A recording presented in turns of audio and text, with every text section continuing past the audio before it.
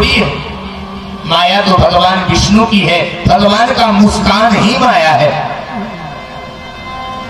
तो लक्ष्मीपति को बुलावे, वो कहे कि माया लिप्त ना करेगी तो आ जाए। वेद व्यास जी हाथ जोड़ करके लक्ष्मी नारायण का ध्यान कर रहे हैं। शांताकारं भुजं गगन सदृशं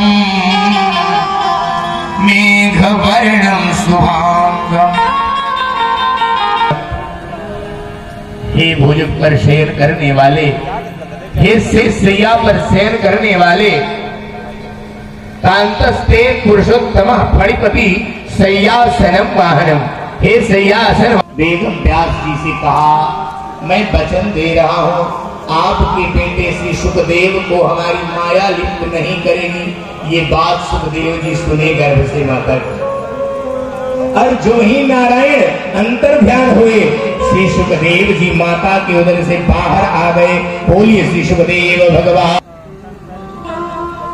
थोड़ा देख तो लेने दो, पर देखे नहीं। श्री सुखदेव जी चलते जा रहे हैं, चलते जा रहे हैं।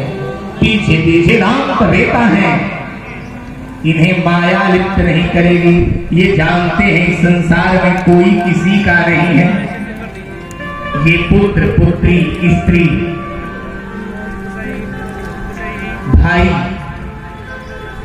गांव खेत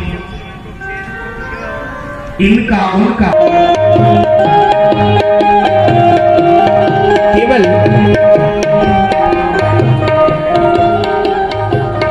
यही बस जीवन। ये संपूर्ण विश्व को, चराचर जगत को बस में कर रखी है ये माया। ये बड़ी ठगनी है। जाकर के वट वृक्ष के नीचे बैठ गए हैं और भगवत ध्यान में लग गए। या वै विदात श्रीवाधिता श्रवणवा शीतमा प्रभाव नारायण समभये तमहे